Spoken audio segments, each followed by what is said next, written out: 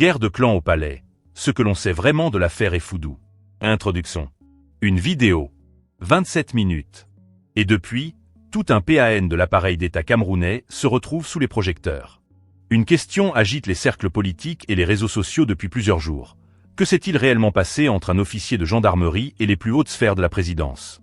Entre accusations, démentis attendus et silences qui en disent parfois long, une chose est sûre. Au sommet de l'État, les tensions internes ne se cachent plus derrière les portes closes des tout-dits. Nous allons poser les faits, un par un, sans conclure à la place de la justice. Partie 1. Le contexte. Ce qui est établi. Avant d'aller plus loin, distinguons ce qui relève du fait vérifiable de ce qui relève de l'allégation. Ce qui est un fait. Plusieurs personnalités occupent, de manière publique et connue, des postes clés autour de la présidence de la République. Ferdinand Ngo est le secrétaire général de la présidence, poste stratégique s'il en est. Oswald Babok occupe la fonction de directeur adjoint du cabinet civil. Ce sont deux rouages différents, mais voisins, de la même machine présidentielle. Et comme dans toute grande administration, la proximité des postes crée mécaniquement de la concurrence d'influence. Ce qui est également un fait, une vidéo a circulé, dans le cadre d'une émission diffusée en ligne, dans laquelle un homme se présentant comme le capitaine de gendarmerie Effoudou Aoussi Kennet s'exprime longuement, en fuite selon ses propres mots, et met en cause plusieurs figures de l'appareil sécuritaire proche de la présidence. Ce qui relève en revanche de l'allégation, et non du fait établi, le contenu même de ces accusations. Ni la justice, ni une enquête indépendante n'ont à ce stade confirmé ou infirmé les propos tenus. Nous les rapportons donc comme des déclarations, pas comme des vérités. Mais ce n'est pas tout. Pour comprendre pourquoi cette vidéo a un tel retentissement, il faut remonter quelques mois en arrière. Partie 2. Des mois de turbulence autour du cabinet civil. Selon plusieurs relais médiatiques camerounais, Oswald Babok aurait traversé, ces derniers mois, une séquence particulièrement difficile. Des accusations, reprises dans la presse en ligne, l'auraient lié, lui ou son entourage, à des réseaux d'extraction illicite de minerais. Un document présenté comme un décret présidentiel, dont l'authenticité a été mise en doute, aurait également circulé sur les réseaux sociaux, alimentant les spéculations sur des dysfonctionnements internes à la présidence. Aucune de ces informations n'a, à notre connaissance, été confirmée par une source officielle ou une décision de justice. Mais dans le petit monde du sérail politique camerounais, ce genre de séquence médiatique répétée intrigue toujours les observateurs. D'où viennent ces fuites? À qui profitent-elles? Et pourtant, un détail change la donne. C'est dans ce contexte déjà tendu qu'intervient, plusieurs mois plus tard, la sortie médiatique du capitaine Effoudou, cette fois dirigée non plus vers le cabinet civil, mais vers le secrétariat général de la présidence. Partie 3. Ce que dit la vidéo. Et ce qu'elle ne prouve pas. Entrons maintenant dans le cœur de cette affaire. C'est précisément ici que commence la frontière, parfois très fine, entre ce qui est affirmé, ce qui est démontré et ce qui relève encore de l'allégation. Dans sa vidéo, le capitaine Effoudou Ngo déroule un récit particulièrement grave. Il affirme avoir fait l'objet de menaces qu'il attribuerait à plusieurs personnalités influentes de l'appareil sécuritaire et politique camerounais. Parmi les noms qu'il cite figureraient notamment Ferdinand Ngo, Rémi Zemeka, le vice-amiral Joseph Fouda, le chef d'escadron Bissé Vladimir ainsi que le lieutenant-colonel Dieudonné Bialo. Selon ses déclarations, il aurait reçu des pressions après avoir entrepris certaines démarches liées à son dossier. Il explique également avoir refusé de répondre à une convocation de la gendarmerie, estimant que sa sécurité ne serait pas garantie. Pour justifier cette décision, il évoque publiquement l'affaire Martinez-Zogo, estimant que cette précédente affaire illustrerait, selon lui, les risques auxquels pourraient être exposées certaines personnes lorsqu'elles se retrouvent au cœur de dossiers sensibles. Mais ici, il faut absolument ralentir le rythme. Parce que dans notre espace médiatique, on a parfois tendance à transformer une déclaration en preuve, une vidéo en jugement définitif, une conférence de presse en décision de tribunal. Or ce n'est pas ainsi que fonctionne un état de droit. À l'heure où nous réalisons cette analyse, les déclarations du capitaine Effoudou demeurent des affirmations publiques. Elles n'ont pas, à notre connaissance, été confirmées par une décision de justice ou par une enquête officielle rendue publique établissant les responsabilités des personnes qu'il cite. Autrement dit, nous rapportons ce qu'il dit. Nous ne pouvons pas affirmer que ce qu'il dit est établi comme un fait. Et cette nuance est fondamentale. Parce qu'au Cameroun, comme ailleurs, chacun bénéficie de la présomption d'innocence tant qu'aucune juridiction compétente n'a établi le contraire. Cette précision peut sembler juridique. En réalité,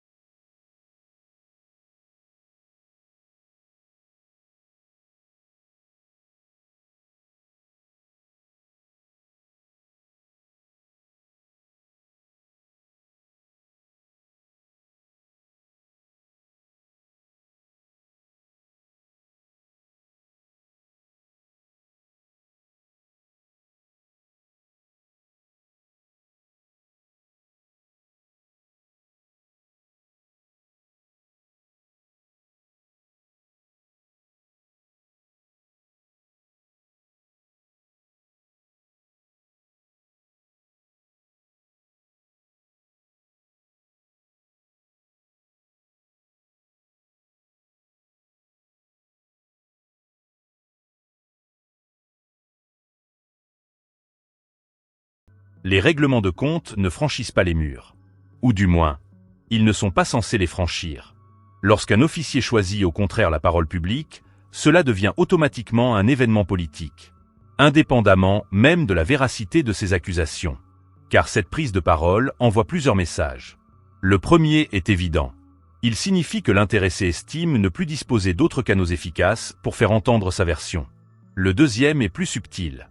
En s'adressant directement à l'opinion publique, il transforme un différend qui aurait pu rester administratif en affaire nationale. Et le troisième est peut-être le plus important. Il oblige désormais toutes les institutions concernées à gérer non seulement un dossier, mais également son impact médiatique. C'est là toute la différence. Avant la vidéo, l'affaire appartenait essentiellement aux acteurs concernés. Après la vidéo, elle appartient aussi au débat public.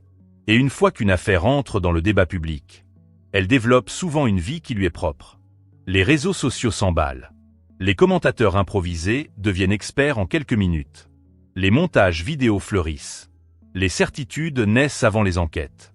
Les conclusions arrivent parfois avant les questions.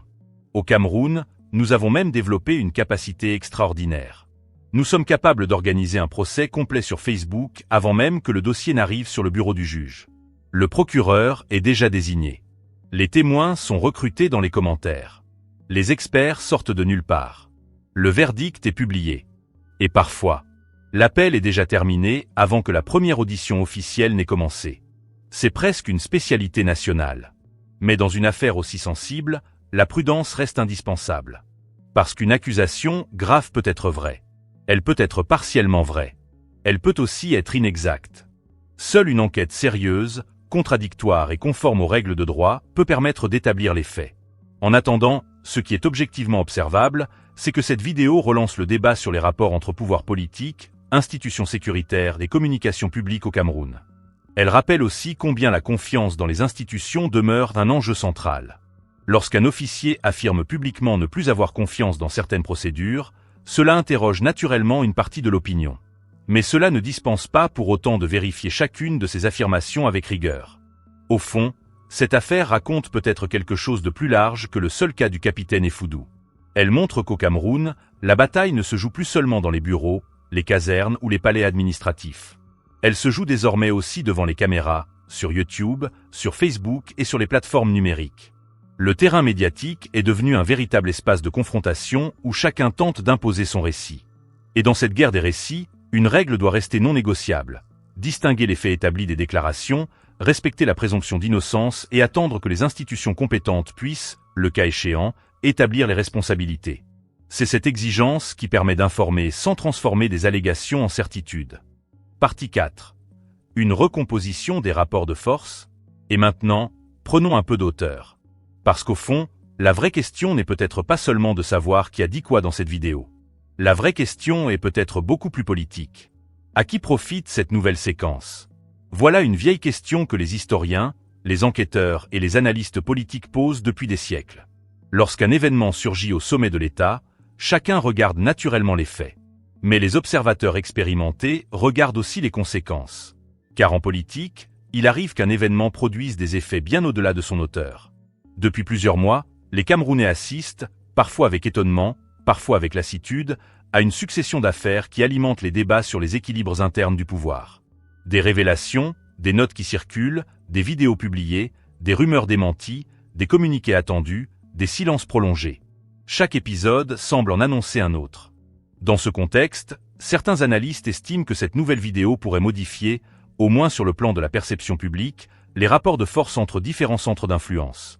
Il convient cependant d'être très prudent. Parler d'une recomposition ne signifie pas affirmer qu'elle existe réellement. Cela signifie simplement que certains observateurs s'interrogent sur ses effets possibles. Selon cette lecture, un pôle institutionnel qui concentrait jusqu'ici une grande partie des critiques médiatiques pourrait voir la pression se déplacer vers un autre. Encore une fois, il s'agit d'une hypothèse d'analyse, pas d'un fait établi.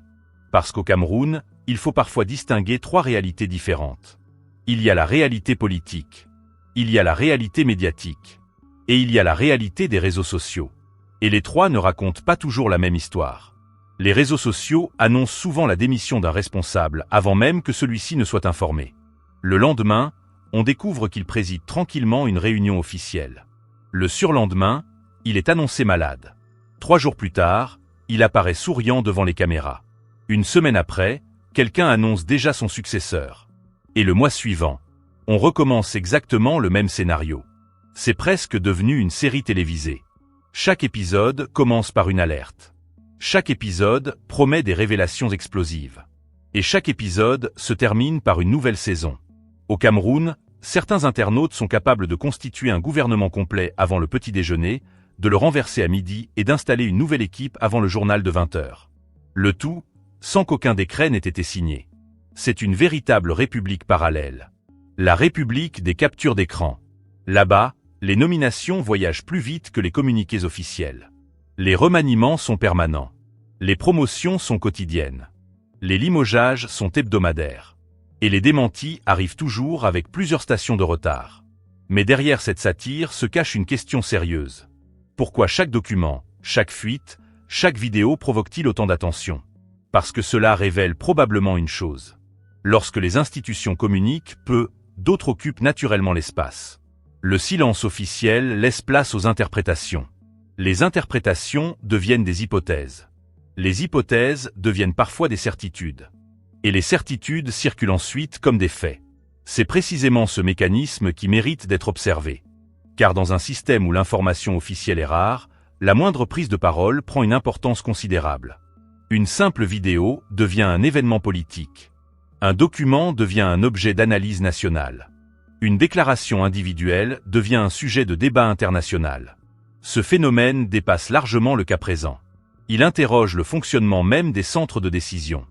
Dans les organisations où les mécanismes internes permettent aux désaccords d'être discutés, arbitrés puis résolus, les conflits débordent rarement sur la place publique. À l'inverse, lorsque les désaccords finissent devant les caméras, les plateformes numériques ou les réseaux sociaux, certains y voient le signe que les canaux habituels ne suffisent plus à absorber toutes les tensions. Cela ne prouve pas l'existence d'une crise généralisée. Mais cela constitue un sujet d'analyse. Au Cameroun, on aime souvent dire qu'une marmite bien fermée ne laisse pas sortir la vapeur.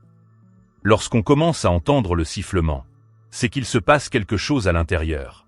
Reste à savoir quoi. Et seule une observation rigoureuse permet d'éviter les conclusions hâtives. Il serait donc excessif d'affirmer que cette vidéo serait le résultat d'une stratégie organisée. Il serait tout aussi excessif d'affirmer qu'elle n'aurait absolument aucune conséquence politique. Entre ces deux extrêmes existe une troisième voie. Celle de la prudence. Observer. Comparer. Attendre. Vérifier. C'est moins spectaculaire. Mais c'est beaucoup plus utile. Parce que l'histoire politique nous enseigne une leçon simple. Les grandes recompositions ne s'annoncent presque jamais avec une fanfare. Elles apparaissent souvent progressivement. Au début, un détail semble anodin. Puis un deuxième. Puis un troisième. Et plusieurs mois plus tard, les observateurs réalisent que l'équilibre a changé. Ou au contraire, ils découvrent que rien n'avait réellement changé. C'est pourquoi il serait prématuré d'annoncer aujourd'hui une victoire ou une défaite de qui que ce soit. Les institutions continuent de fonctionner. Les responsabilités demeurent en place. Et les seules certitudes sont celles que les faits permettront d'établir. En attendant, cette séquence rappelle une réalité presque universelle. Le pouvoir ne se joue pas uniquement dans les bureaux. Il se joue aussi dans la communication, dans la perception, dans les récits. Et parfois, celui qui maîtrise le récit influence davantage le débat que celui qui détient officiellement le pouvoir. Conclusion. Au terme de cette analyse, une chose apparaît clairement. Nous sommes face à une affaire qui soulève davantage de questions qu'elle n'apporte encore de réponses définitives. Nous avons d'un côté une vidéo largement relayée, des accusations particulièrement graves, des personnalités nommément citées, un récit présenté par un officier. Mais de l'autre côté, à ce stade, aucune décision de justice n'est venue confirmer ces accusations. Aucune condamnation n'est intervenue. Aucune autorité judiciaire n'a publiquement établi les responsabilités des personnes citées. Autrement dit, le débat médiatique avance aujourd'hui plus vite que le débat judiciaire. Et cela impose une responsabilité particulière à tous ceux qui commandent cette affaire. Informer. Oui. Analyser. Oui. Questionner. Oui. Condamner sans preuve. Non. C'est précisément cette différence qui distingue une analyse sérieuse d'un simple tribunal des réseaux sociaux. Au Cameroun, nous avons parfois une drôle d'habitude. Nous voulons connaître la fin du film dès les 5 premières minutes. Nous ouvrons le dossier. Nous lisons le titre. Et immédiatement, nous écrivons déjà la conclusion. Pourtant, la vérité ne fonctionne pas comme les raccourcis des réseaux sociaux. Elle demande du temps, des vérifications, des confrontations, des enquêtes. Et parfois même, elle surprend tout le monde. Cette affaire rappelle donc une leçon essentielle. Dans un état de droit, la justice ne peut pas être remplacée par les commentaires Facebook, les vidéos virales ou les débats WhatsApp. Les plateformes permettent de diffuser des informations. Elles ne remplacent pas les procédures destinées à établir les faits. C'est pourquoi, chez Kamenews, notre engagement reste le même. Rapporter ce qui est vérifié. Préciser ce qui relève d'allégations. Employer le conditionnel lorsque les faits ne sont pas établis. Respecter la présomption d'innocence de toutes les personnes citées. Et laisser aux autorités compétentes le soin de déterminer, le cas échéant, les responsabilités. Car notre rôle n'est pas de fabriquer des coupables. Notre rôle est d'aider chacun à comprendre les enjeux, les contextes et les conséquences possibles, tout en distinguant les faits des hypothèses. Et maintenant, la parole est à vous. Pensez-vous que cette séquence traduise avant tout le parcours individuel d'un officier confronté à un conflit avec sa hiérarchie? Ou estimez-vous qu'elle s'inscrive dans un contexte plus large de tension au sein des cercles de pouvoir, sans qu'il soit possible, à ce stade, d'en tirer des conclusions définitives? Partagez votre analyse dans les commentaires, en respectant les opinions des autres participants. Le débat est toujours plus utile lorsqu'il reste fondé sur des arguments plutôt que sur des affirmations non vérifiées.